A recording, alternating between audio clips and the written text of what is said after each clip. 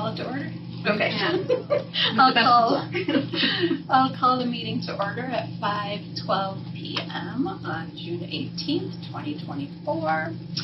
Would everybody please rise for the Pledge of Allegiance? I pledge allegiance to the flag of the United States of America and to the republic for which it stands, one nation, under God, indivisible, with liberty and justice for all. Brittany, if you would do the roll call, please. Right. Carrie. Here. Barb. Here. Phyllis. Here. Michelle. Here. Alderman Decker. Here. Dave. Here. Tracy. Here. All right. And we have a vacancy in the board of the school district representative. And then we have Alderperson Listman, who is excused. We have a quorum. Another older person? Kristen? So, Kristen, I'm sorry, did I say Alderperson? Yeah, that's why I got confused. I was Does like, is it anyone Alderman else Decker? want to sit here? And I'll just go. Nope, and I was even writing it down. Trustee. Not a problem. Just wondered if I missed something last meeting after I logged off. I had strep throat and couldn't even see any of you. All right. All right, sorry. Can you do the statement of public notice, please? This meeting was noticed in accordance with the open meeting law. All right, public comment. Is there anybody from the public online? I don't see anybody here. No. All right. The consent agenda. Can I get a motion to approve the approval of minutes from the May 21st, 2024 meeting and the May 2024 financials? Need a motion to approve, then we can discuss. I'll do that. Thank you, Barb. I'll second. Thank you. Discussion. Any questions? What is routing for Muskego? Great question. That is the clever name for our community garden that we have on the west side of the building near the auditorium. And it is framed by our children's assistant, Courtney, but it is completely run by volunteers who are our library patrons. They come over the summer, they weed, they water, and they harvest. It's a great opportunity for kids to learn a little bit about that as well. And then all the vegetables harvested and herbs harvested go to the Muskego Food Pantry. Okay. So the 16, 17 is for supplies. Yep. We do, most of it is through donations. Most library patrons are donating either seeds or they're growing seeds into plants and then donating the plants. The mulch comes from DPW, so it has a pretty low, the sign was donated by a Girl Scout troop. It has a pretty low cost, but every now and then it needs a little something. Is there room yet, or is it full? In terms of like volunteering? No, putting plants into there. Oh, I think it's all filled up, yep. They do want some flowers for Courtney just emailed today, that's why I know this. They were looking for some seeds, I think flowers there's a tire for community, like wildflowers, so weeds come and things like that. But I think veggies and stuff, they're good on the So they want seeds for flowers? I think so, or seedlings, Or do they want? Because I was thinking, in about a week or so, these 2 garden shops in the parking lots are done. Oh. If maybe one of them would like to donate. In fact, we're having Paul come. Yep, he's coming. Maybe he might want to donate some. Yeah, if I catch him on Saturday, I'll talk to him. Yeah. Otherwise, they haven't. She was just talking about. Okay. On page 5, there's $1,000 for the zoo pass. How many passes is that for? I didn't know that was that much. It's 2 passes that we circulate. The Friends pay for it, so it doesn't come out of the city's budget. I always present the return on investment to the Friends every year at their annual meeting, and I don't have that information for you, but just know that they make their money back like times 2 basically, so the amount of uses that it gets if you were to calculate, if our patrons were to actually spend the money on the zoo tickets, it's like they make their investment back ×2 roughly. So it ends up being a good thing for them. We label that it's funded by the Friends. So, but yeah, it is because it's a corporate pass. Do we they buy the rent? reimbursement. Do they pay for that for using it for the week or for a day, or how does that I'm work? sorry, say that again? Do they pay? Do the patrons pay? No. No. No. So they check it out on their library card and Okay. then they take it. Can you do it in advance? No. No, No, you have to come like that day. Yeah. Or the day before. Right. Yep. And In fact, you can call and ask if it's available. Oh, Yeah. There are 2 of them, and they can tell you when they're due back, so that you have an idea. oh, okay. But yeah, So it's You only hit get or- them for hit or 2 miss. days, right? Or you get them 3? 3 days, Yeah. and they're very popular. Yeah, I can imagine. And how many, is that a family pass +2 or +4? Or how many It's is it? 8 people in a vehicle plus parking. Okay. Plus 10% Yeah. is the gift Nice. shop because Right. it is. Because it's a zoo pass. Yeah. No, It that's is that's a, gift shop. That's great. Yeah. $500 is an outstanding deal for that, so. Right. Yeah, Yep. totally nice donation. very Yeah, nice. well, we're very fortunate, and the Friends love it. They love hearing about it. They love the idea of it, and I'm grateful that they fund it for the patrons. For sure.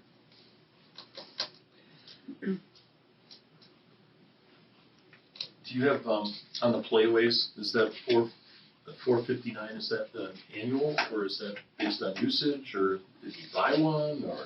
What? What page are you on? Yeah. 6, sorry. Playway Products LLC.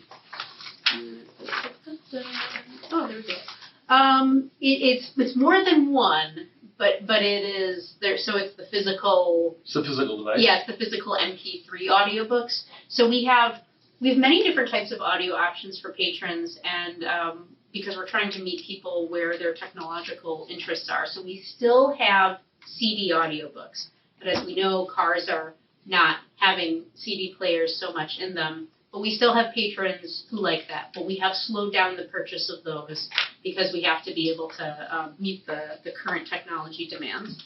We also have Libby and Hoopla, which has electronic audiobooks, and that is incredibly popular. However, there's sort of a middle ground for people. People who don't have a CD player or a boombox or whatever, and yet they still don't feel comfortable using a smartphone or having the app on their smartphone.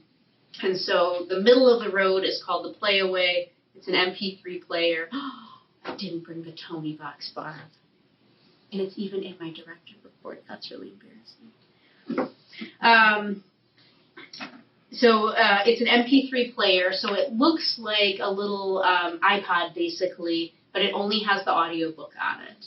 And that way people can listen to the audiobook without having to have a CD player or a boombox or a car with a CD player in it. But they don't have to figure out how to download an app. They don't have to, they don't need the internet. It's sort of that middle ground option. They are popular. I wouldn't say maybe as popular as, our Libby and our Hoopla now at this point, but I really call it sort of a transition or a bridge product between the CD audiobooks and Libby. Usually they're costing about $60 a piece, so I would say that's probably an order of those. And that's book specific? Yep, book specific, yep. That's what I was trying to get at, is it book specific, is it, Yep. But you do I need don't remember. earphones to listen, right? Yep, you provide your own headphones, so we're not dealing with the circulating things that go in Yeah. people's ears. Yes, Scenario. good move. And then just I have one last question on the Siemens industry on Yep. page 7. Is that our annual fire service? It is, yep. So there's 2 separate components to that? It looks like it, yeah. Okay. That's our fire monitoring service for the building. So it's a 24/7 alarm system. So if something went wrong in the building, the alarm would go off, and then someone would contact. It would actually be George in maintenance, and so that is the agreement. They also do annual checks and stuff like that too, which is probably the difference: the monitoring and then the annual. I was going to say one's probably monitoring, one's the, Yep. one's the actual service expense. Yep. Okay. Okay. Any other questions?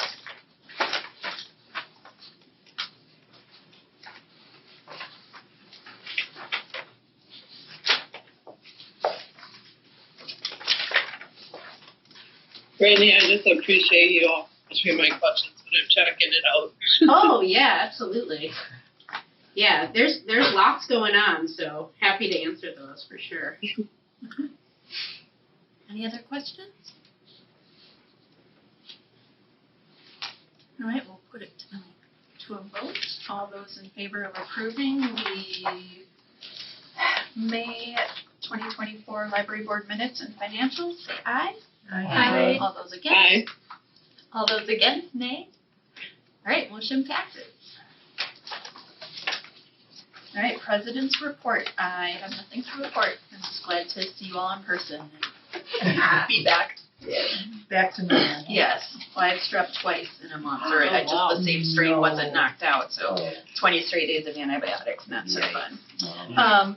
Not to give you TMI, just, was not pretty. Director's report. Brittany, All right. take it away. Take it away. Things are going great today. Packet page 13 is the start of the director report. As always, I won't read through it, but Jammin' in the Park went well. So 300 people signed up for the summer reading program that night. However, as of this moment, we have over 900 people signed up. And it's going to continue to grow. So, but it was really exciting. It was very heartening because there were some people who were like, we were looking all over for you. We came here to find the library. So, exciting that we were, what they were hunting for.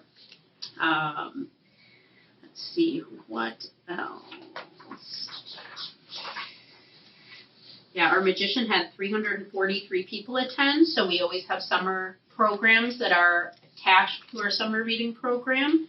Some of them are paid for by the Friends, some of them are paid for by the Bridges Library System. And so the magician was paid for by Bridges Library System. And it was very popular. It was great, and it pulls people in. A lot of times afterwards, then they're using the library, they're checking out books, they're talking to staff, so it's a really great way to help celebrate our program in the summer.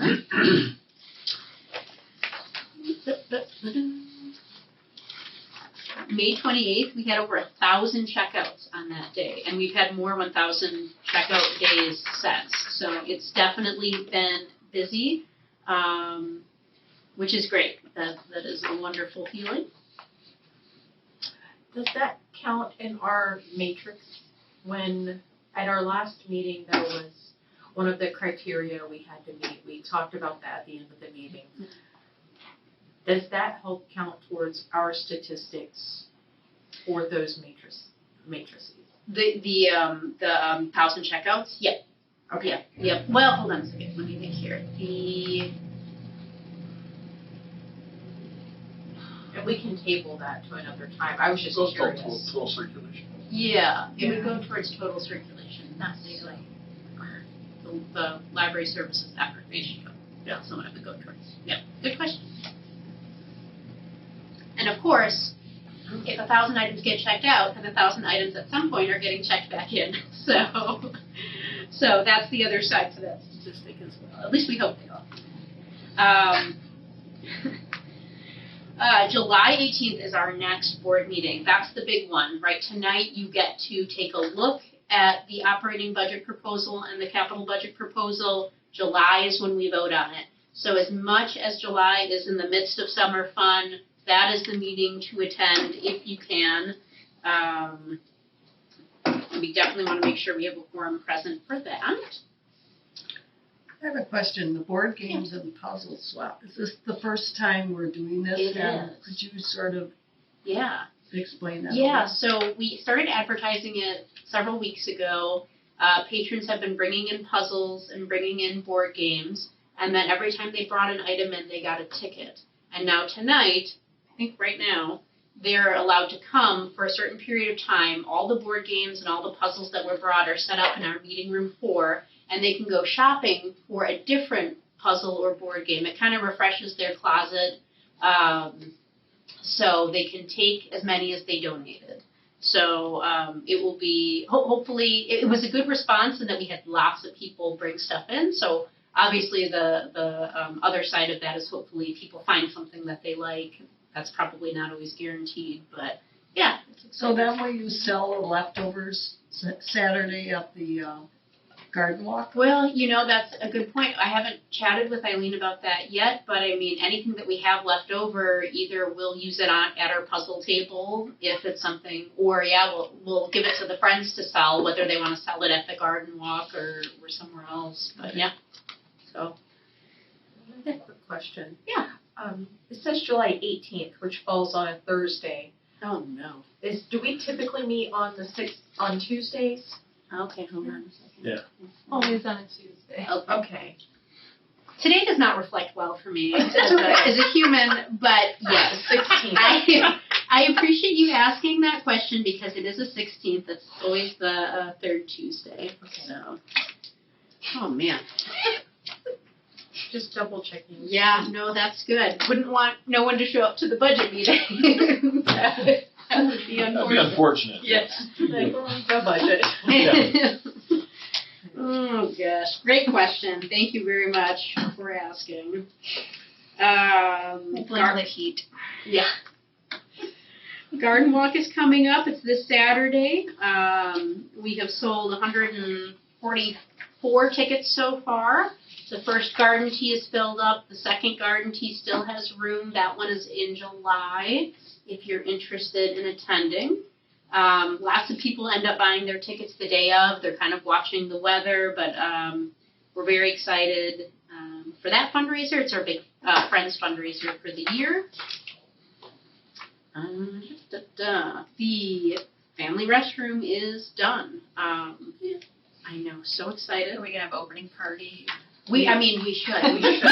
When I was Having taking the the board. staff, I was taking the staff on a tour because I wanted to show them how to use the all ages changing table. And there's like 7 staff members that just walked into the bathroom, and then the door shuts, and I'm like, I'm sure people are just very confused. But yeah, Everyone get on the table. one time I decided to have a team meeting outside. I thought I was being, like that cool leader who's not always like confined to like 4 walls. We went outside and sat down, and we all sat down in underneath the mulberry tree, and all the mulberry bushes got on everyone's pants. Oh, So that was another shining moment in my life here at the library. The safety railing has been swapped out. I will show you before and after pictures because I'm just so happy with how it turned out. So that is done. Oh my. Who's have just done that? It was last Friday. Oh, okay. 'Cause Yeah. I mean, Yeah, no, I was just here on Thursday and I wasn't there, and I'm like, Yeah. all right. Yep. Study pods are in. I'll talk more about those in a minute because I have some photos to show you. But we've had really positive use from that. So many times, including exactly today, all 4 of our study rooms were full and the pods were also being used. I actually had a moment today where I saw a patron get a phone call and they stood up, and normally they do one of 2 things. They either keep talking because they don't know where else to go, or they keep talking as they're trying to walk the long way to the lobby. And instead he stood up and he walked right into one of the pods, and it was just awesome. So those pods are doing exactly what we wanted them to do, which is meet the growing needs. So lots of positive from that. And regarding the Tonys, because I utterly failed to bring it, I am going to show a photo. Just to fix some of the guilt that I have. Okay.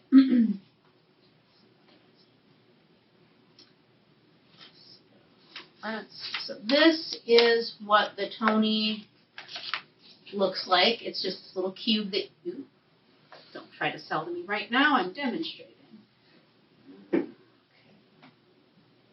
All right. So the cube it has a bunch of different stories downloaded onto it. But the way to activate the one that you want is there's different little characters. So it could be Alice in Wonderland figure, and then it'll tell Alice in Wonderland story. It could be Mother Goose, like a little figurine of Mother Goose, and then it'll tell Mother Goose. So there's hundreds of them. And so what the child can do, being an active participant in the audiobook as opposed to just waiting for the parent to start the button, is they pick their story, they set it right down here on top of the cube, and then the cube automatically starts playing the audiobook. So it's pretty cool. So do they sell those like in kits, or do they buy additional little figurines? Both, yeah. You can buy bundles, or you like usually what a person would do, like if I were at home, I would buy one, and then I would buy, as many of these as I want. Pick the ones you want. We got a grant from the Bridges Library System, and so knowing how popular audiobooks are and that growing interest for audiobooks in kids, we bought, I think, 6 of these, and then a whole bunch of these. And so people can check out the Tony box, and then we automatically have, I think, 6 figurines in that bundle, so they can check all that out. But then we also just have the figurines available for checkout because so many parents have the Tony, but they don't have all of the different stories that can go with it. So, yeah, very exciting about that, and What age group is that for? That is a really good question. It's, I would say, geared towards younger kids. I don't think that they have. I think Tony said that 4th grade and under is what she's headed. That sounds. I could see that. Yeah. And looking at the figurines, I didn't really see anything that was sort of, young adult or, Give them a chance. I'm sure if they can make money off of it, they'll do it. Absolutely. So the trees make me sad. What happened? Did they get a disease? Which Do they trees? know? So I should have taken photos of them.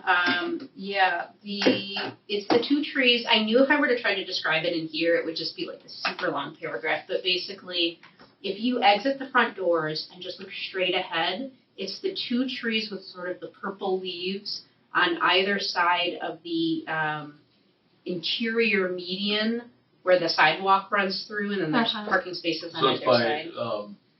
Ray Christensen's marker, and then Exactly. the one directly across from Yep. So in speaking with the city conservationist, he said it looks like it's top dieback. He thinks the trees maybe had been planted a little too deeply, and or too much mulch kept getting buried on top of it, or they're just dying. I mean, they're young. I mean, they should have had more life left in them. But yeah, that's it. The reason why I don't want to do anything right now is just, as you know, our building and maintenance budget is over budget, and I'm, finding other ways to, accommodate that budget. But while it is unfortunate, it's not on fire, and so I'm just letting them serve out their summer, and then next spring is the next best time to start planting trees again, and hopefully the budget will reset. And Right. Well, we're going to do the parking lot at some point, and yeah, if it makes sense to wait. Yeah, and maybe that would be too. So. Is there any plan on replanting them? I would like to. I think actually one of the feedbacks we got from our last strategic plan was more shade in the parking lot, and we do have lots of trees, but there are lots of young trees right now because the older trees had died. That they get exposed to a lot of salt, from the parking lot, and or they were just aging out.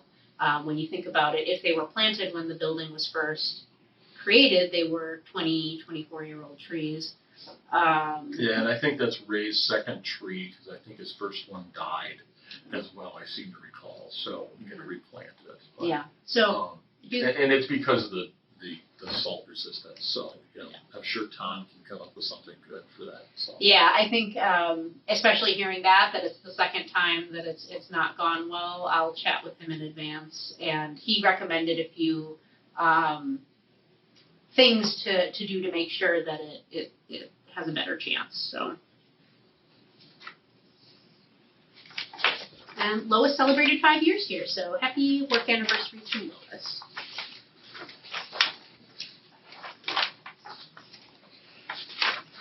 All right, unfinished business. Nothing from last meeting. Moving on to new business.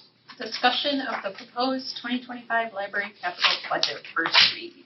And we don't need to vote on this, correct? We do not. Just So it just has the word discussion next to it. If there's a vote, then I put discussion/action. So this is merely me giving you an initial explanation of what's before you. You can ask any questions now. You can also ponder over the next month. And then ask me any questions in the meantime. So let's say you go home and a couple of days later you go, but wait, There's more. there's more. Then you can email me and we can have all those conversations in the in between. And then in July, that's when we have one last final conversation. And then you vote to send whatever version on to the mayor. And then they and finance keep putting the full puzzle together of like what can the city afford, and then that goes before the council. So I thought I'd start with capital budget first. I gave a little background document on page 17, just to sort of describe like what becomes a capital project versus what goes into operating. It's a 5-year plan, so sometimes these plans change, right? Like we could decide, the condensing unit is not going to last the amount of years that we thought, we need to move it up, or we get to that point and we go, this is handling better than expected, we could push it out. So, but this sort of helps the city plan, especially for larger budget items, of which we have a couple.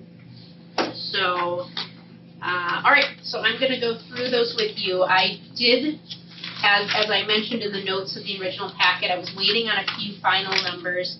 One came through, one did not. Actually, that number's coming tomorrow, so we just missed it. So that number you're going to get in your July packet. But everyone should have this document, and I will send it out afterwards so that Tracy can see it too.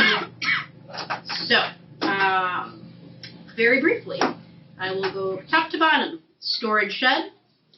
So this was originally going to be in 2025, but in conversations with the person who's in charge of the shop at the school district, he said that because the school district's going to be assisting us in a couple of ways. It's going to be an opportunity for the kids in the shop class to design the shed, so they get that real world experience.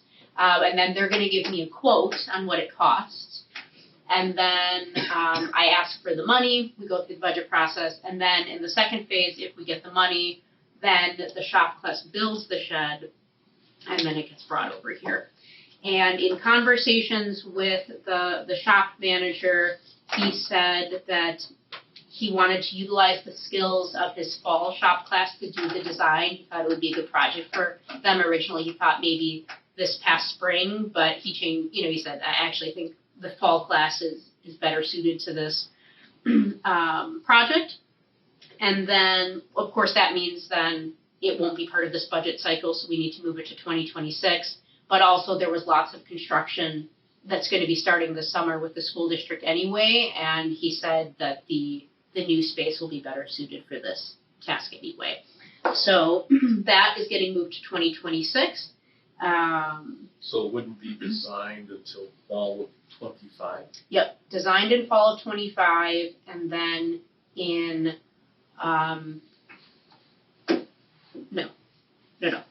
fall of 24. So this fall? Yep. It'll be designed. This fall it'll be designed, and then I will bring it to you all in May of 2025 for inclusion in the budget for 2026. Okay. No. Yeah. Okay. Yeah. Because I was going to say, I swear the shop was going to be done for fall classes. So. Yep. Had to think about that for a second. And where is that going?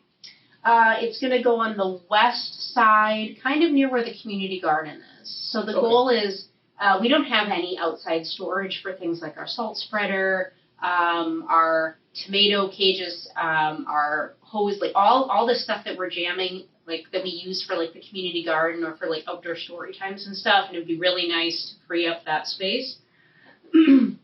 So we will see. That number is just an estimate based on what it costs typically for a shed. That number could go down depending upon, you know, And what I hear. we just have to pay for materials? I mean, that would be the case, yeah. That's So a big shed if we're paying for materials, so that's good. So, okay, parking lot. Here we go, you guys. I have some photos for you. But first, and Tracy, I'm going to share my screen. Let's see, share screen. This. Okay. Oh, that's their railing.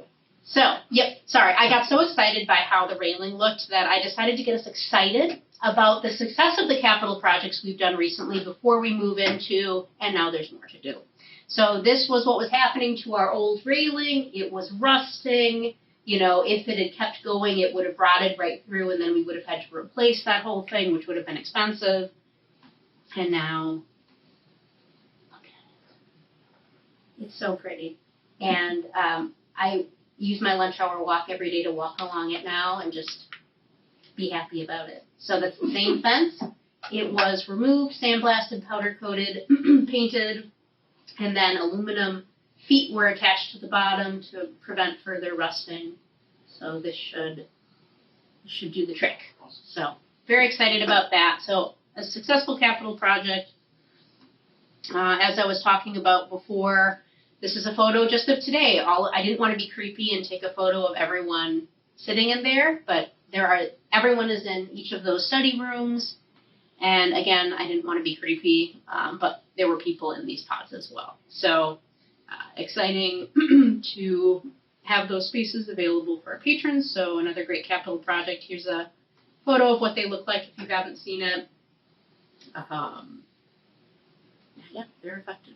Have people been treating them respectfully and leaving them clean? They have been left clean. I found one goldfish cracker in it. Oh, no. And there were two younger folks I had to talk to about not slamming the door. But other than that, yeah, no, it's been going well. And then, not to be, weird, but here's the bathroom. There's our universal changing table. The sink, which used to be here, was moved over here, which gives a better turn radius for people in a wheelchair. The grab bars were repositioned to be the appropriate height. We still have the baby changing table right there. Wallpaper was removed. Better lighting. So it is ready for business. There's now an accessibility button so that the button can automatically open the door. And there's an occupancy indicator to tell people, because sometimes we have people really yanking on the door because they didn't know if someone was in it or not. So hopefully that will be a good improvement. So yay for the capital projects of this year. Some of these had some hiccups to them, and so I'm grateful that they moved along. But now let's talk about the parking lot. The parking lot is a big expense. It will be the largest request the library will have made for a capital project since I've been here. The children's area was a $300,000 renovation, but if you recall, maybe you don't, if you weren't here, $100,000 came from the library's system fund account. It was just left over from years and years of stuff. 100,000 came from the Friends of the Library, and then 100,000 came from the city. So that technically was a more expensive project overall, but in terms of what we would be asking the city for, this is a big one. The parking lot is original to the building, so it's about 24 years old. It is a heavily trafficked parking lot. Here's just an example of a day. Admittedly, this was from one of our, I think probably was one of a big program that was going on, but it gets used a lot. It gets used, daily, it gets used throughout the day. So it certainly has some wear to it. In 2019, we seal coated it again and striped it, but since then we have not done anything to it. I just threw up the foot traffic and the meeting room use from 2023 just to get in our minds. Again, not some people are in the same car, right? But still, it's, you know, it's a public parking lot. It's going to be heavily used. Here's just another photo on a rainy day. More busyness.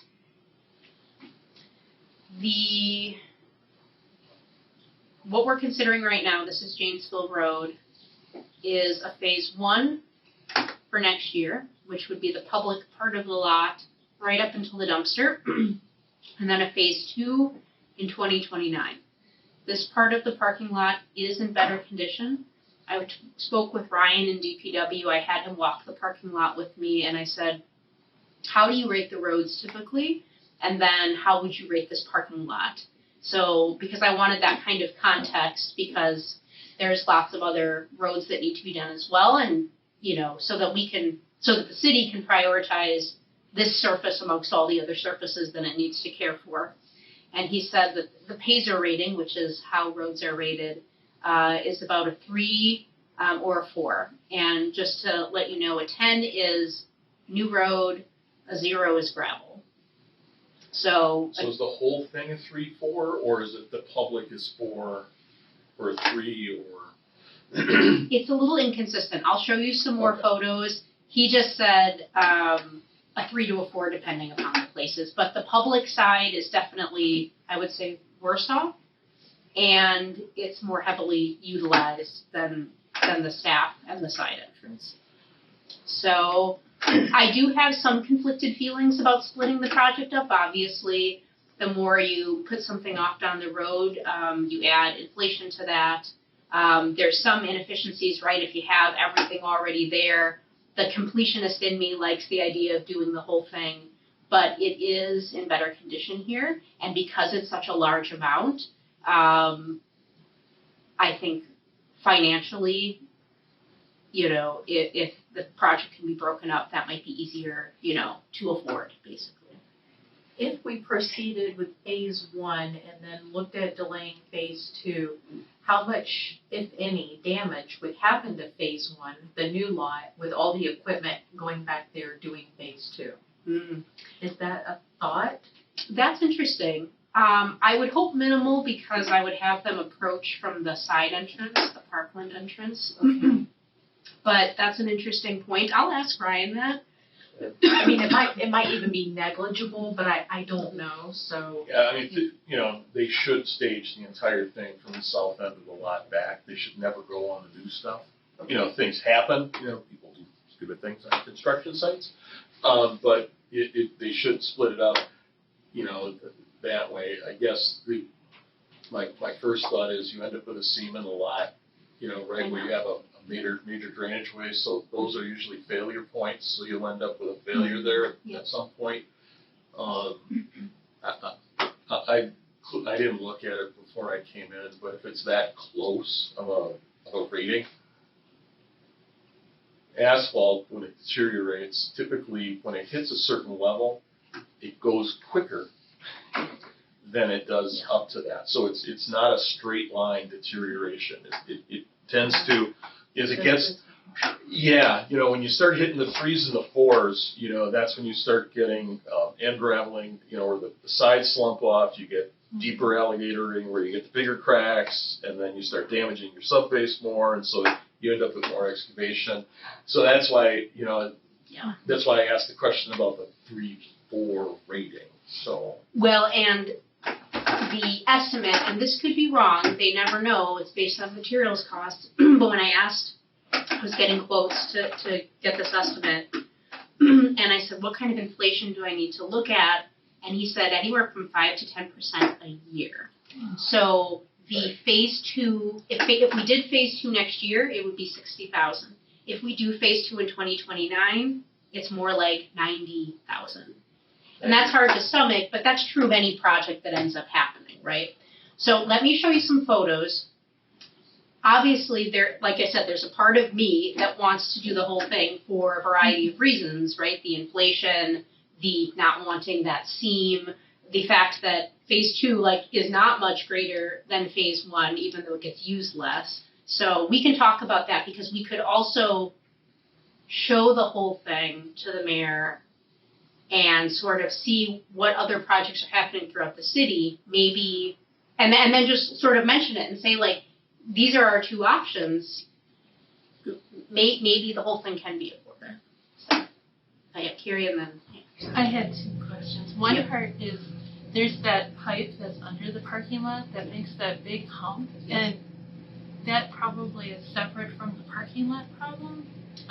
Does that need to get lowered, or can it be lowered? I spoke with DPW because one of my questions to them was, will this pipe need to be replaced? Because that's going to be an additional cost, and I want that to be reflected in the proposal. Mm-hmm. So they very kindly came with a cool utility truck with a camera on little wheels, and they sent it through the pipe so that they could see if it was in good condition. Mm-hmm. And they said that it was. So it's just a matter of once they're going to re-level it, and that will fix that problem. When the asphalt gets laid, it'll straighten it all out. Because yes, I have a photo of that too. It's not the worst speed bump in the history of speed bumps, but it's not great. Right. And then my other question was, we were talking about putting in a walkway from the main parking lot to the back area for story times. Yeah. And I know that we never really figured out a solution, but is that going to be part of the parking lot? As of now, it's not part of that. Okay. The cost was already elevating. Mm-hmm. I'm really hoping that I can either try to, I need to figure out how to go around the drainage pipe still with that, because if you look at I want it to hug the side of the building, but then the drainage pipe kicks out back there, and it's a really low ditch. So DPW and I and the concrete person were starting to talk about solutions, and then I got busy with other things. Mm-hmm. What I'm hoping to do with that project is to get a quote. I don't think it'll be really, really bad, and then I'm hoping to either try to go to the Friends for a one-time request for that, or write a grant for it because it's an accessibility thing. So I have not forgotten, but it has certainly gotten delayed. Right. So what was your question? Were both the phase 1 and phase 2 areas seal coated and striped? Mm-hmm. And I'm curious why the rate of deterioration is about the same if the back part doesn't get as much traffic. I mean, it's a subjective, rating. There are probably some areas that are at a 2, and there's probably some areas that are at a 5. Okay. He just had to give me that was the goal. Exactly. A more and the other thing about asphalt is it deteriorates on its own, so it's not necessarily always traffic driven. Because asphalt is, the sum of its mixtures. So as it dries out over time, it starts to get more porous, and as it gets more porous, more water goes into it, and you get more cracking. And so you don't have to drive over it for it necessarily to go bad. Thank you. Great question. I had the city take the drone up because I thought it would be really helpful to see an aerial view. I also have some close-up shots. So we're just going to take a little drive through these photos. We'll try.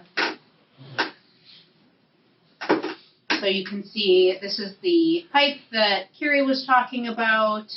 There are some larger cracks that are, as Ryan put it, cracks that you can't just fill in.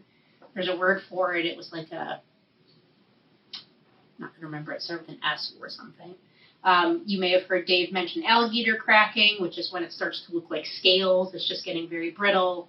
We've had some larger patchwork done. And he and I talked about patching certain places, but he's like, where to start? Because there are so many places. It'll look like a quilt. And that doesn't really serve, I think. Well, this manhole cover is a source of a lot of people are slipping on it. And actually Ryan is going to reseed it this year because we've had so many problems with it. You can see this crack is really... And that's a seam crack, by the way. Mm-hmm. It's not great. You can see this area here near our handicap accessible. Okay, so that's all part of phase 1. I would want, if we did phases, I would want it to go to about here. This is a major area of breakdown because of the garbage truck. Part of phase 1 would be to extend this cement slab out so that the pressure of the garbage truck is going to be supported more by the cement. Because this is definitely a really bad area right there. So now we're getting into the... Brandy? Yep. I'm just gonna log off, okay? Yeah, you bet. If you have any questions, feel free to email me. So. Okay, sounds good, thanks. Let's make a note.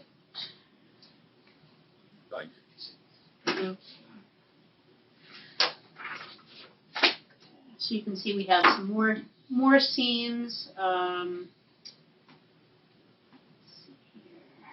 This area is pretty bad. So again, like maybe this area is a 4, but this is definitely more into your 3 or 2.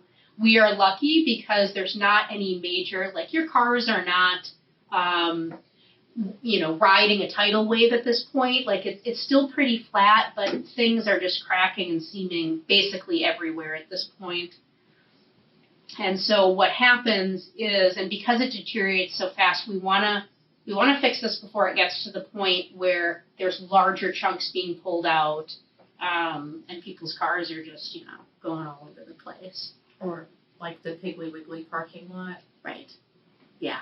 And the stripes are fading too. We definitely need restriping too.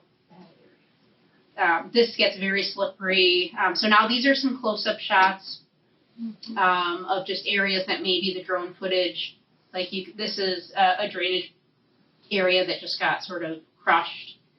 Actually, I don't know if that drainage area is, I don't know what that is.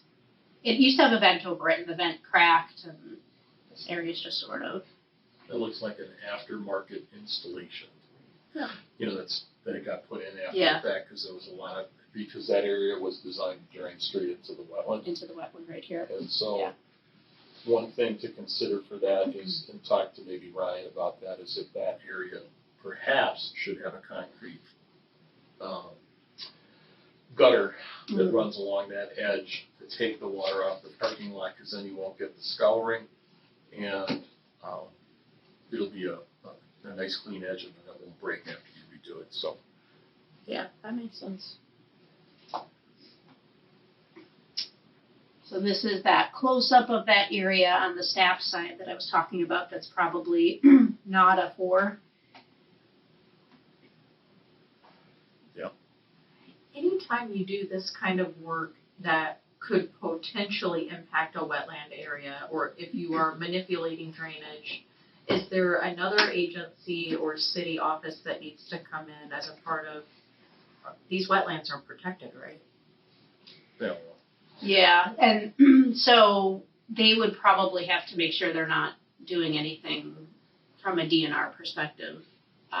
Yeah, so in this particular case, they would have to install more than likely silt logs or silt fencing along that whole side during the construction part to catch any of the stuff off.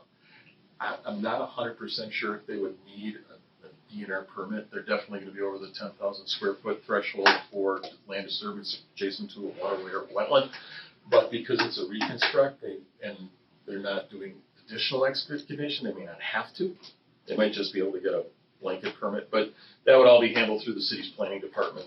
They all know all that stuff, and they would figure that out. So. Okay, so that's not going to cost us another $10,000 or not unless engineering gets involved, and Scott, who's the city engineer, probably could take care of most of that internally. So. It really shouldn't. I mean, the permits for this kind of stuff are like $150. It's like not a big deal. It's an excellent question, though, and I will make a note of the DNR just because even if people should know that, you don't want to make that kind of error where. Yeah, nobody likes a visit from the warden. No. And actually, speaking of DPW, we really have a lot to thank them for. Well, first of all, IT did the drone footage, so thank you to IT for that. Ryan, it was very kind of him to come out and do the walkthrough with me. But then beyond that, we needed to know whether or not we needed to quote a 2-inch mill or a 4-inch mill. And so DPW very kindly did the core samples themselves of the parking lot to determine that we only need a 2-inch mill, which is much cheaper than a 4-inch mill. So that price is only for milling off 2 inches and redoing it? Mm-hmm. So they're leaving the base coat? They are. That's a little concerning when I look at a picture like that, which goes all the way through the top end of base. It says mill existing asphalt to a depth of 2 inches and haul away, excavate and install 8 inches of crushed stone base. Oh, so the existing parking lot is only 2 inches thick? Really? They're saying that based off the core samples, they only have to mill away 2 inches, and then they're going to grade and shape and. If they're grading and shaping, that means they're going down to the base. Mm-hmm. But yeah, that's what they told me. So, and actually, I think it was 2 different quotes that said a 2-inch mill too. So. Well, maybe because the base is so bad, they don't have to worry about it. They're just gonna grind it up and reuse it on site, which happens a lot. Yeah. That's long. Yeah, so I have so many more of these, but we don't need to. Anyway, that's the parking lot. So the cost, how I got the number was the quote plus the concrete for the cement slab for the dumpster plus 10% inflation, which I added. I went with the worst possible inflation scenario because I don't want to run out of money midway through the project. Plus, I did add a $10,000 contingency for the unexpected. So we thought we didn't need to, replace the drainage pipe, but then they try to remove it, and it turns out it was rotting underneath, and it cracks, and then we have, a scenario. So if we don't need the money, great, then it just goes back to the city at the end, but. Well, and that's good because, because of the parking lot, you may need to undercut areas, and that's all extra expense and stuff like that. So. Exactly. So that's where that number comes from. If the number for phase 2 was about 60,000, with the inflation, I filled it in there at 97,000. And so if we were to, instead of doing 2 phases, at least propose initially doing it all at once, then that number, let me find my handy dandy. So just less than 200 grand? Phase 1 plus phase 2 plus concrete plus contingency, 184,705.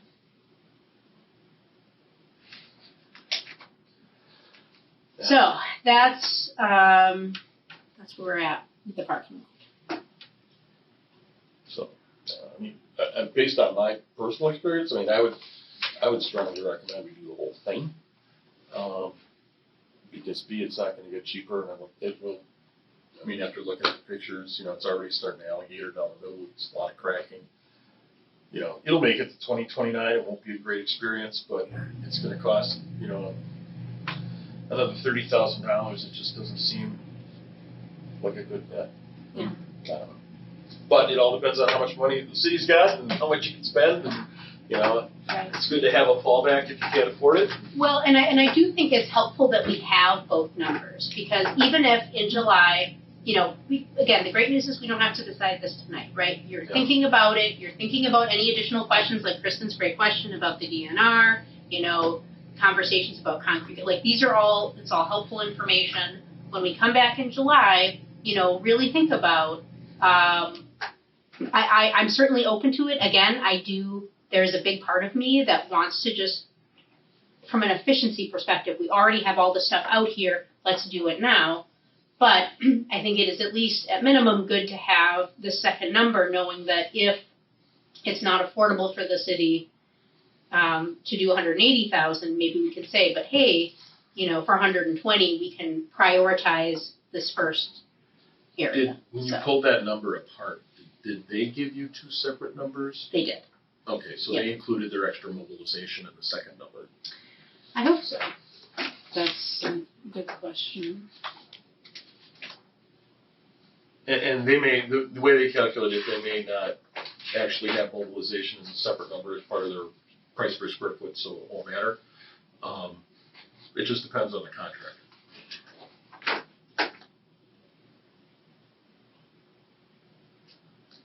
Yeah, I mean, they list all the same.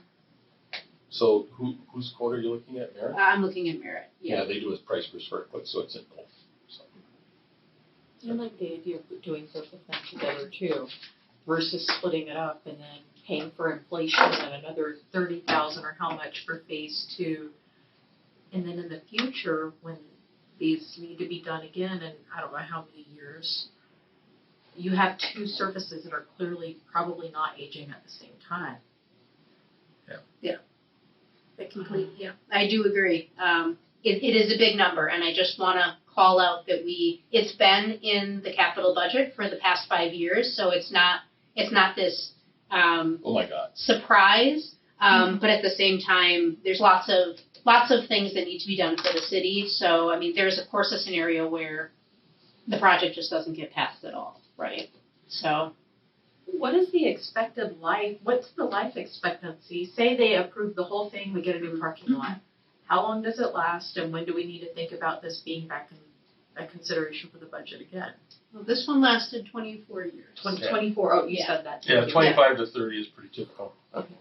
So it's not a bad run. Given again that, it's not like we've done major work.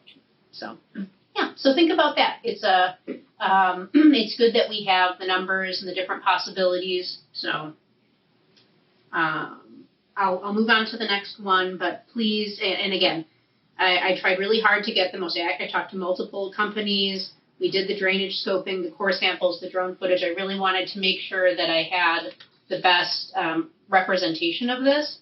I will be sharing these photos with the mayor and the council, not all of them. I'll cherry pick because that's a lot of photos, but I'll have a little lookbook of what the parking lot looks like so that they can prioritize as best they can. So.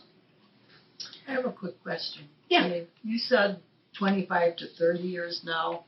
Is that because products are better? And they No, do things that's a pretty different typical today? life for that. I mean, it really, the biggest variables for that is drainage, how much sun it gets. Both of those things are big factors, because if it's in full sun all the time, it tends to deteriorate quicker. And if it's got a good base and good drainage, it can last that long. If it doesn't, it will be less. No. It'll be less than that. So yeah, and we should be grateful that this was built when it was, because 3 years after this they changed the asphalt mix because they said it was going to be better, and it's actually was far worse. And those roads and that stuff that was built with that mix isn't lasting 15 years. Really? So Wow. yeah, so this was still old good stuff. And they corrected it now, though, so they do have. It has changed in the last 3 or 4 years. I think they finally changed the mixes. So yeah. All right. So the next next four projects they've listed, I am going to breeze over. These are projects that are in the future, and so we're not going to have the same level of detailed conversation that we just had with the parking lot. The roof is end of life in 2026, so this has been on the capital plan for the last 4 years. I will tell you more. I have photos of the roof. I have reasons why we're having issues. Just a little spoiler alert for the fun conversation. So we will have that larger conversation next year. I got a more accurate quote in January of 2024 because I knew inflation from the last time I got a quote. So I'm getting the quote more up to date, and I'll get a more fresh quote next year. So that's a conversation for the future. But for now, it's there based on some issues that we're having. but also that the roof is coming to end of life. So we'll have that conversation next year. Can I have one quick question You on that? bet. And that is that's for, it says shingle roof replacement, so that doesn't include the flat roofs? I think they would do some maintenance. They said that the flat parts were in fair condition. Okay. So. Okay.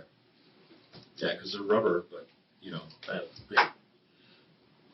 they have a life expectancy too. They do, so. yeah, especially in Wisconsin, a four season Yep. roof. Okay. Door improvements. That is, the city has key card access, so you can enter the doors, external and internal, with this. It's a safety feature to have it like this because if you lose this, you just deactivate it. You lose a key. If someone finds it and they know what it goes to, it could be a problem. So it's something to at least consider, but it's I put it a little bit down the road. Public furniture. So this is our public meeting room chairs. They have lived a good life, but they're starting to get a bit worn. I think we can get a few more years out of it, but by 2027, we will want to replace those. And then at that time, also possibly this conference room table and chairs. These chairs have held up really well, right? They don't get exposed to the public, right? So they don't have the same wear that our public furniture. So again, we could get to 2027 and decide that this stuff is still doing great. But I know for a fact the public meeting room chairs will be ready by then. Condensing unit replacement. This was feedback from city maintenance, from George. It'll be end of life in 2028, and we just have to hope it lasts until then, because that's a surprise we don't want. But I'm going to be having a conversation with him in the next year and just make sure, like, just checking in. How's that condensing unit? Do we need to move it up, or is it still in 2028? So that's, of course, connected to our HVAC. Can I ask a question about the overall HVAC system? Yes.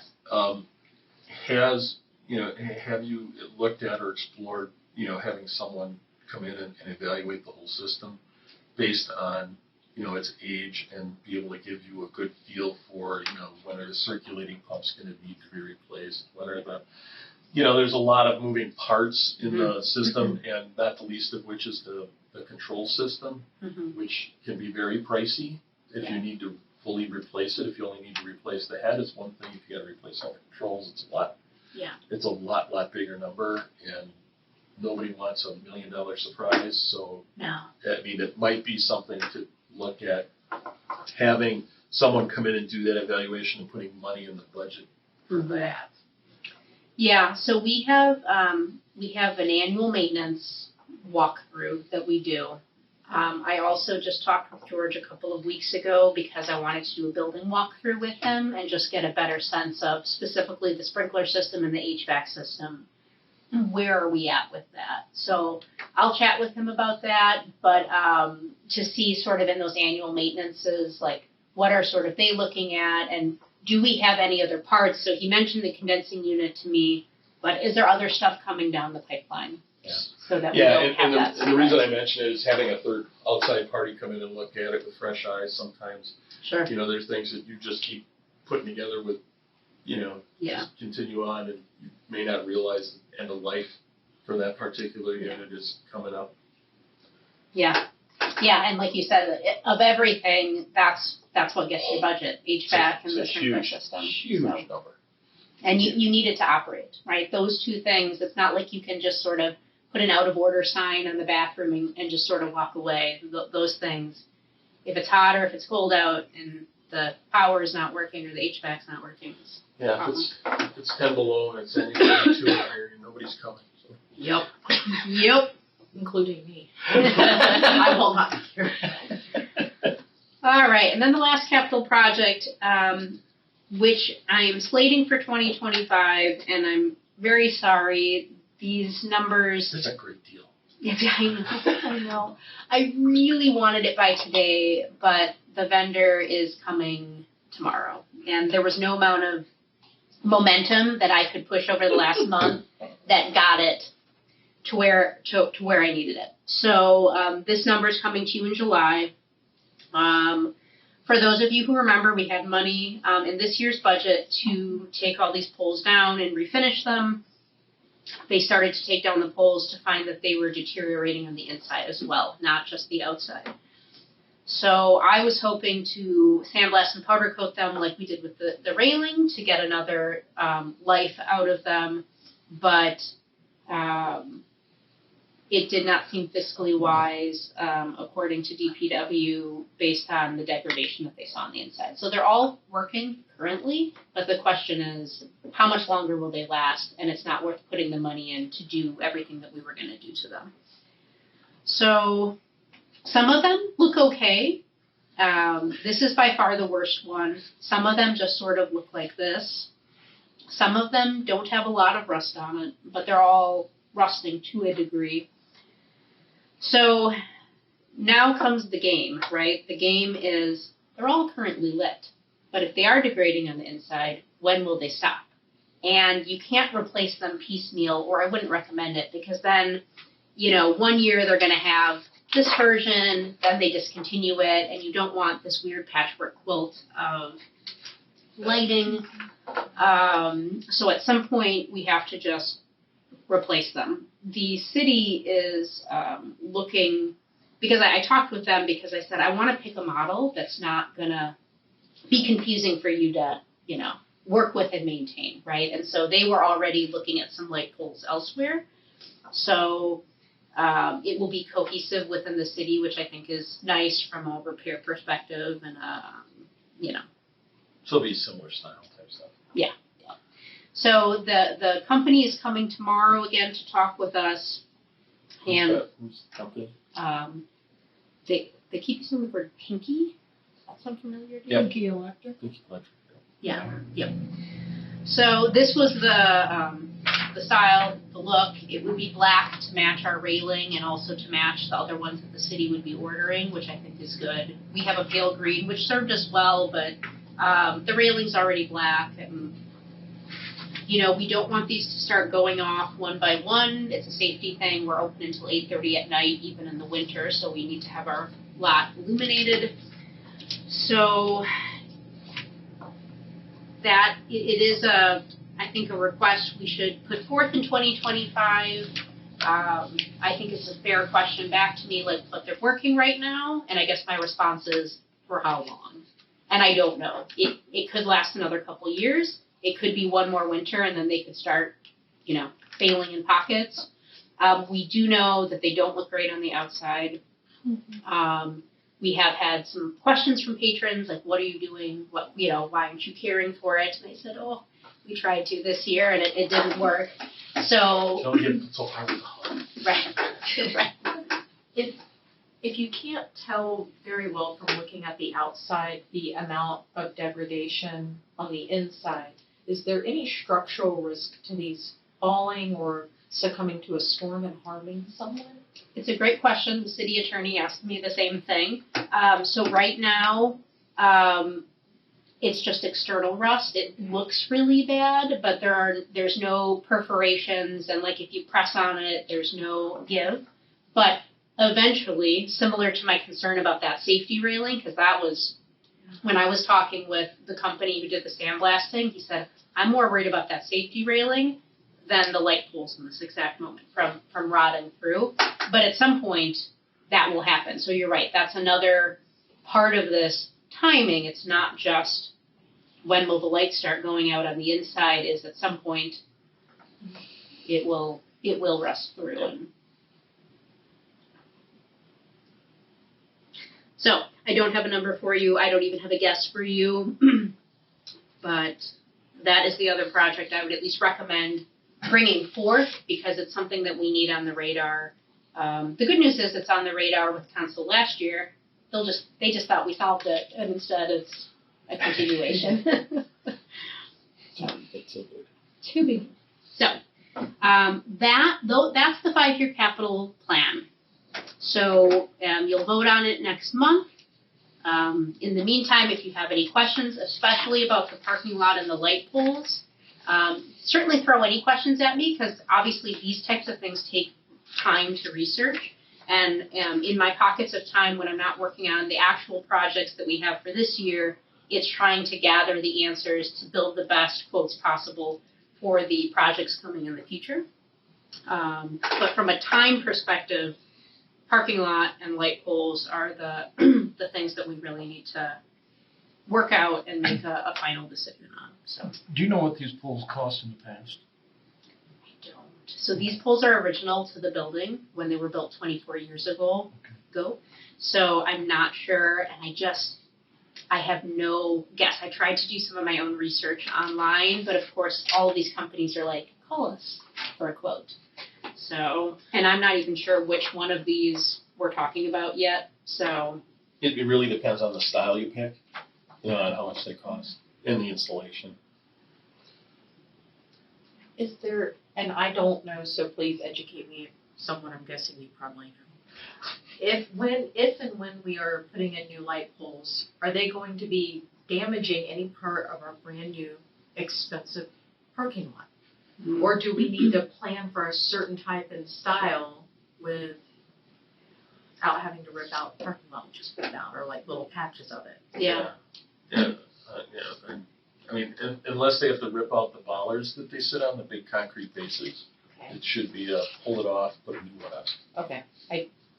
Yeah, I was watching them take them down because on the medians of Janesville Road, they're taking them down because those are only 8 years old, but they were there was a defect and they're starting to rust. So I was watching them do it, and they're with pretty low-level trucks and like a cherry picker, so it's not anything that. It's not like jackhammering out Yeah. a square of, okay. Not unless they have to take the concrete out for some reason, but I don't think any of those have failed at all. Yeah. And you'll notice that they're all up elevated. We tried to elevate all the concrete bases so that you couldn't back into the pole. You had to hit the concrete first. Let's go with that one. Yeah. But again, another excellent question because, if we're investing in that parking lot, if we're lucky enough to get the money, we certainly don't want to ding it in the first year, right? Yeah. That'd be bad. All right. So that's capital. Again, feel free to email me in the in-between as we consider these.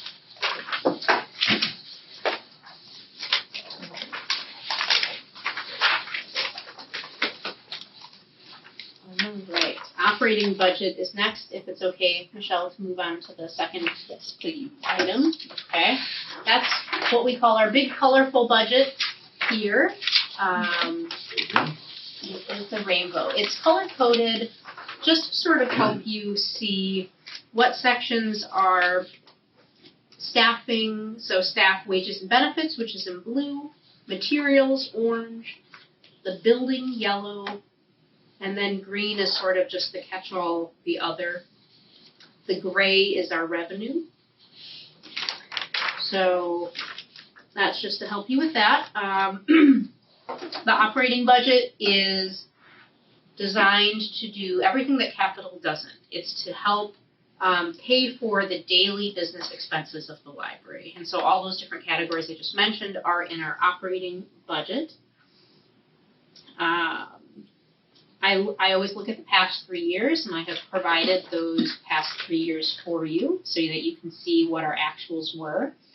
And then I try to think about variables that could be happening that might impact those numbers as well, including like inflation or rate increases, things that came out of our strategic planning process, stuff like that.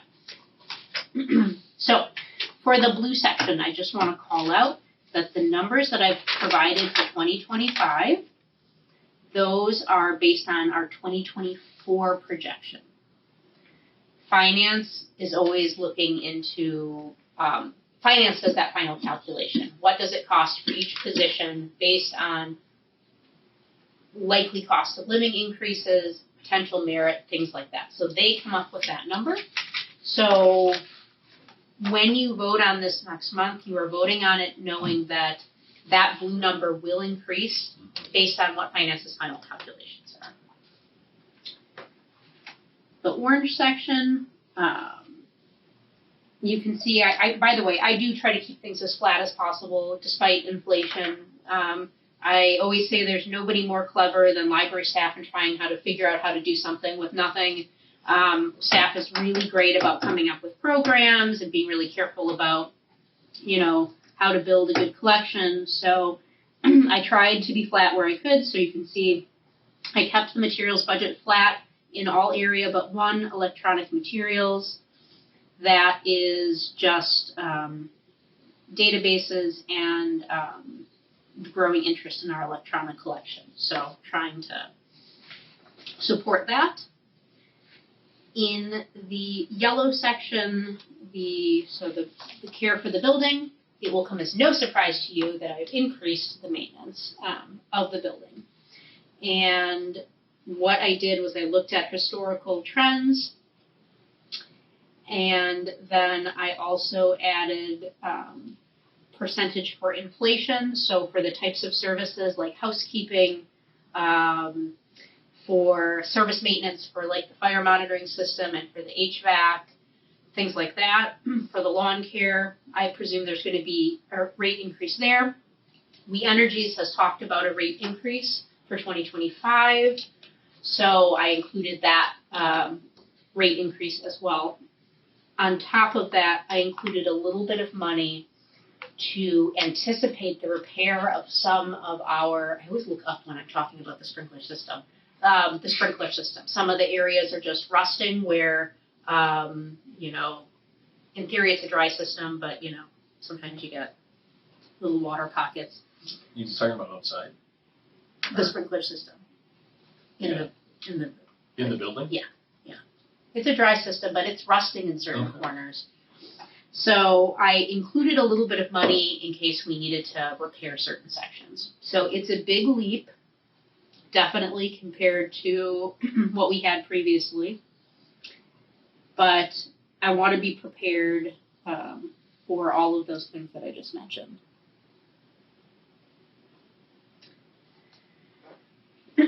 For the green section, I increased the conferences and training budget slightly. I have not increased that budget in a long time. In fact, I don't know if I've increased it in the 6.5 years I've been here. It's important to send staff to conferences and training, and over time, some of those things end up starting to cost more money. And I don't want to have to stop sending people. We already can't send everyone. We only send 2 librarians a year to conferences out of the amount that we have. So I just wanted to give it a little boost to try to help keep being able to send people to those places or to do trainings.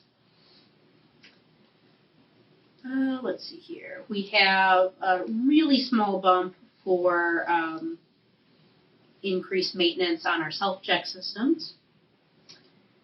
For computer charges, there's a bit larger of a boost than normal.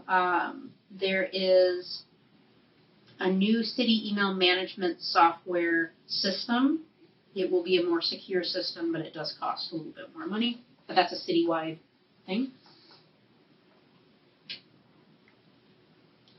Those were the big changes. So in summary, if you look at the over/under of the 2024, you will see where the increases were. So I tried to keep as many things flat as possible, but there were, aside from the blue section, 1, 2, 3, 4, 5 areas where I gave slight increases to. In revenue, so the gray section, you can see where it says library/system. So we get funding from state aid that goes through the system. We have county funding. We have funding that comes from other systems because of those people who don't have libraries in their communities, and then they choose our library, and so that we get reimbursed for them. So you can see that revenue is going to go up to $199,779, with about a 5% increase.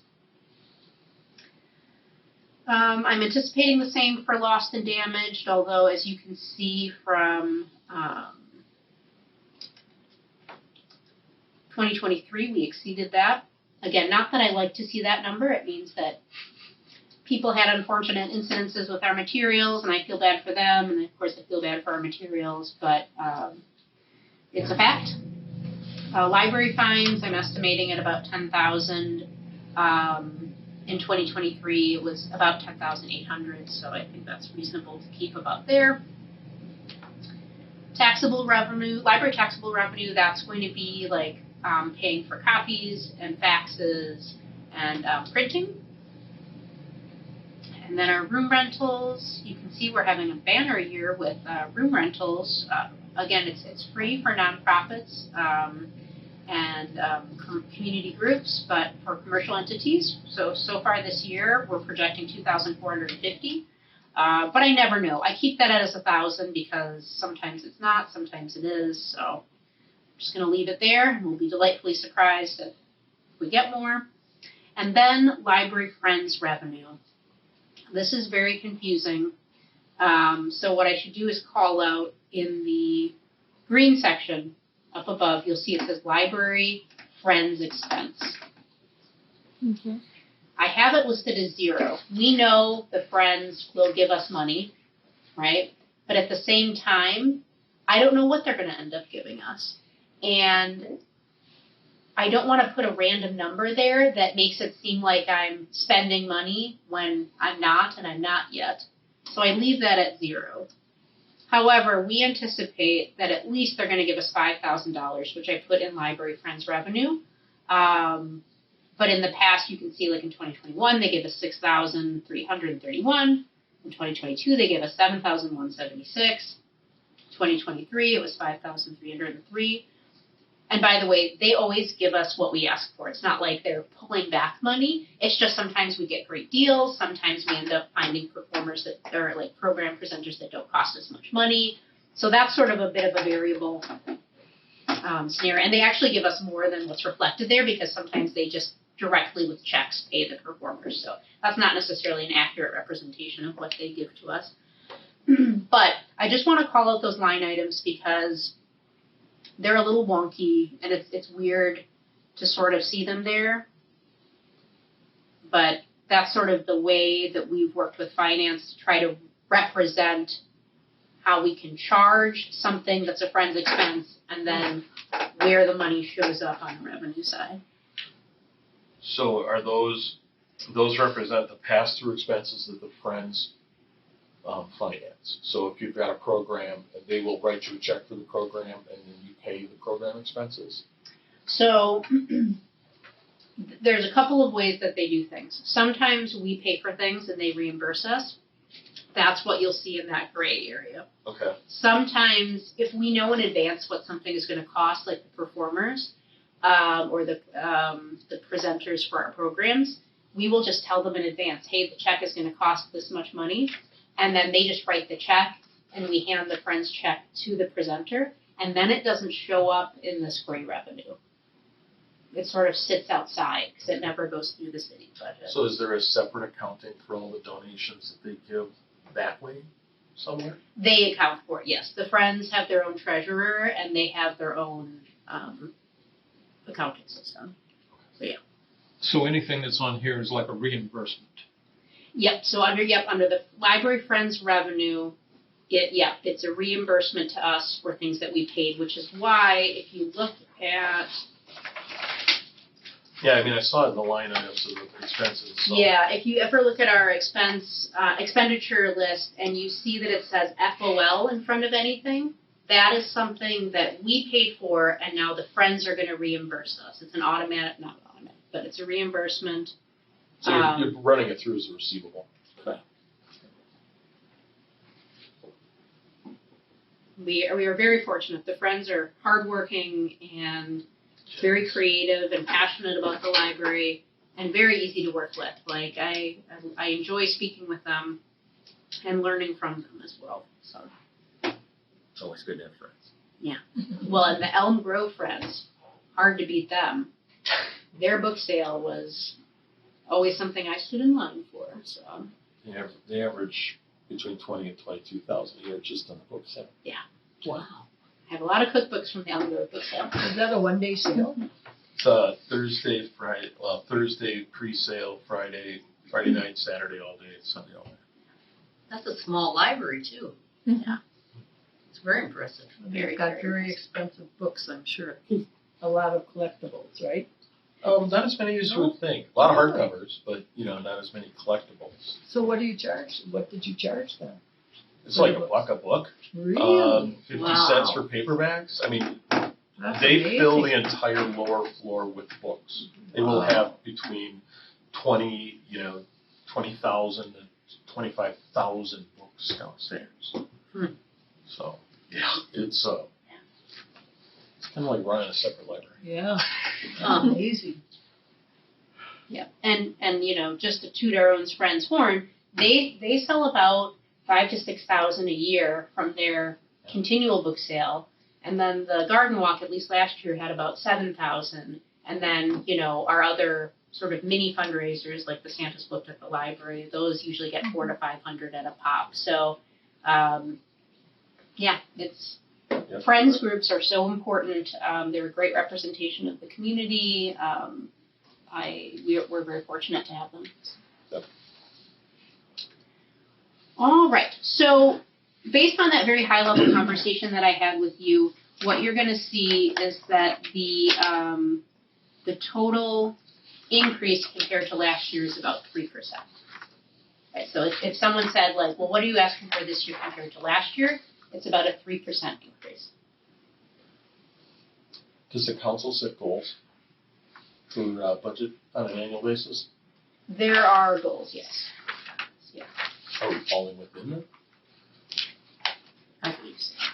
Okay. Brittany, the Zoom warning. Oh. Up that And there's nobody out there anyways. Right? oh my gosh. Right. Is that because Tracy left? There must It be. is. But still, I want to. Someone could pop in late and just want to be a part of this. Well, that's true. And there might be some I didn't excited library person. realize the computer was planning on thinking for me. That's not something I asked it to do. Seems like it's at its own night today. Yeah. Let's blame it on that and not on human incompetence. Let's try to help you out. Thanks, I appreciate it, Dave. I don't deserve it. So,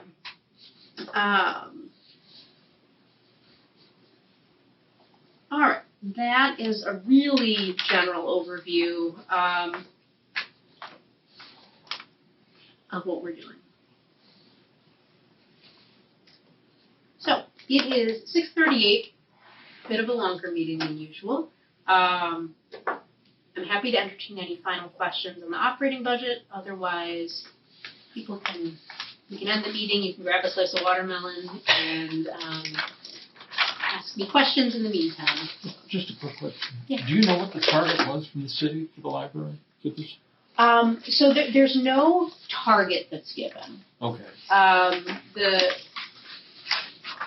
What at least I don't want to speak for other departments, but we provide the best estimate of what we think we need, right? And I comb through every line item. I don't assume we keep, things the same. I comb through every line item, and then this is the best representation of being fiscally responsible, meeting the strategic needs of the community, making sure that we're not overlapping with other departments, like I shouldn't be doing this if someone else is already, that kind of stuff.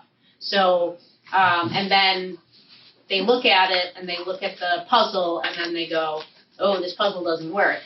And then sometimes we have to go back to the drawing board and make some adjustments. At that point, I usually make those adjustments because sometimes it's in between board meetings. And then I just let you know, this is what I did based on maybe an additional target that we were given. So there's no initial, please be at this. So they didn't have a goal-setting meeting for budgeting or anything like that. They just, they expect you to come in at or near or below inflation, that kind of stuff.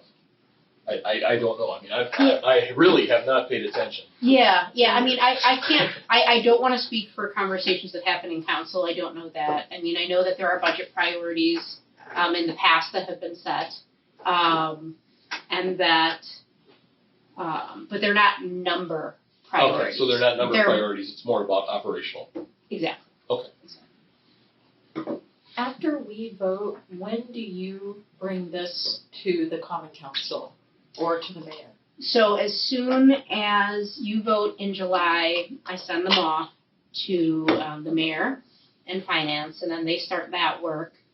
Then in September, and then conversations are happening then. In September, the capital budget goes before council. End of September or October operating budget. I have the budget document in my office, but I don't have it here. And then usually October or November is when the budget gets voted on by council. So council is having their conversations in the fall. We, as an entity, are starting probably a bit earlier because I need to have this run through you all before, so we're a couple, I don't want to say steps ahead, but like I needed to start this process 2 months early. So like Alderman Decker, these conversations probably haven't even started yet for you guys. I'm just making a guess because I need 2 months because I always want to do a first read and a second read. So we're starting these conversations a bit early so that the board has time to like give input. But really, these types of numbers aren't due by department heads until like August. Yeah, I was gonna say the Yeah. cycle is pretty much that they're working on all their budgets right now. They won't present them until mid-August. Yeah. So. So we're working early Just because I need overachieving. to. You're overachieving. She always does. So it just may be a bit early if you guys haven't started those conversations. We're just working ahead because it has to go through another layer. Right. You need to start together. Yeah, and that's okay. That's perfectly normal. It's not like there's anything going on behind. We just have to be ahead. So. All right. Did that answer your question? Yeah, thank you. Sometimes I don't. All right. Any other discussion on this or questions? All right, moving on to communications and miscellaneous business as authorized by law. Do we have anything? So I think we're ready to wrap it up. Can I get a motion to adjourn? I move we adjourn. Who was that person who wants to really get out of here, Phyllis? Phyllis is on it. I'll second. Thank you. Carrie. Motion to adjourn. Everyone in favor, say aye. Aye. Anyone opposed? Motion passes. Meeting is over at 6:44. 6:43.